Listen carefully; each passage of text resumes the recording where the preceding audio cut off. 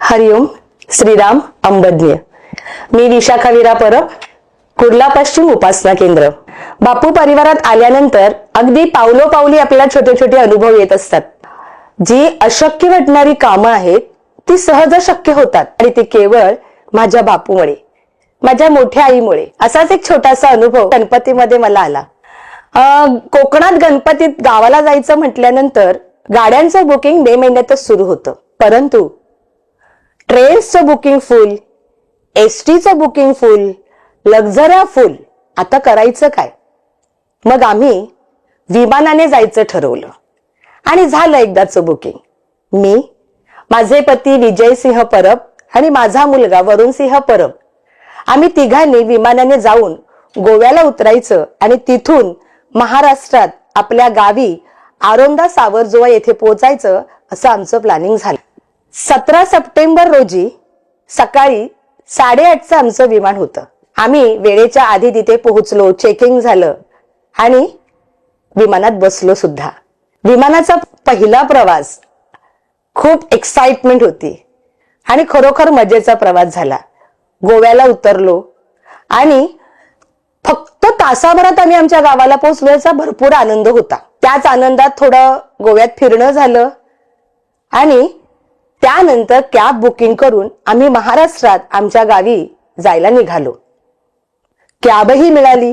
या सगळ्या आनंद वातावरणामध्ये आम्ही कॅबमध्ये बसलो आणि आमच्या गावाकडे प्रस्थान केलं।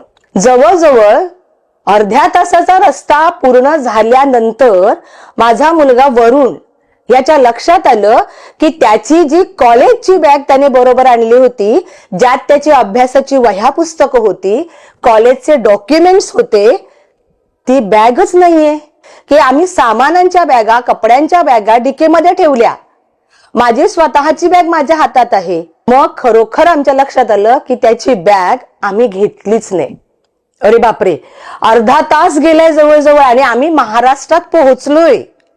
पुन्हा एवढं मागे जायचं, ते पण ठरवलेली कॅब आहे जी वेळेत त्यांना त्यांच्या स्पॉटवर परत न्यायची असते। आता करायचं काय हा मोठा प्रश्न। पण कॅबचा जो ड्रायव्हर होता त्याने मात्र अगदी माणुसकी दाखवली। अर्थात आपला बापू आहेच आपल्या बरोबर, त्यामुळे समोरचा व्यक्ती बापूंच्या दर्शनानेच आपल्याशी वागत असतो। त्याला आम्ही विनंती केली की प्लीज आपण एकदा मागे जाऊया एअरपोर्टला आणि तिथे चौकशी करूया। त्याने आम्हाला सांगितलं, मॅडम एअरपोर्टला अनेक माणसांची जाळे असते आणि तुम्ही जिथे बॅग विसरल्यात वेटिंग रूम मध्ये, तिथे तर आपली बॅग परत मिळणं शक्यता कमी आहे। मी त्याला म्हटलं, तू घेऊन तर चल, आमची बॅग तिथे सही सलामत असेल याची मी गॅरंटी देते, कारण माझा बापू त्यात आहे। कारण माझ्या मुलाकडे त्याच्या पाऊच मध्ये माझ्या बाप्पाचा फोटो आहे आणि बाप्पावर विश्वास हा एकमेव मंत्र आपल्याला माहितीये। त्याला विनंती केल्यावर त्याने गाडी मागे घेतली।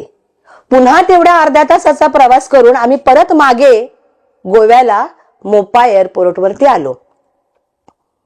तिथे गेल्यानंतर बापूंचा धावा सुरूच होता, बापू आमची बॅग मिळू दे बरं का, असं म्हणत म्हणत आम्ही परत रूम मध्ये आम्ही बसलो होतो तिथे पोहोचलो।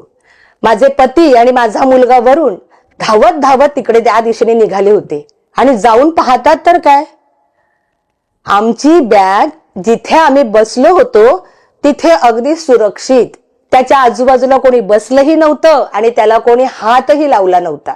आणि हुश असं वाटलं। आम्ही बॅग ओपन करून बघितली, सगळं साहित्य जिथल्या जिथे होतं। असा आहे आमचा बापू, आमची काळजी करणारा। आम्ही कितीही आनंदात सगळं विसरू हो, पण बापू आम्हाला कधी विसरत नाही। तो नेहमी आमची काळजी घेतो आणि आमचा मार्ग सुकर करतो। हरी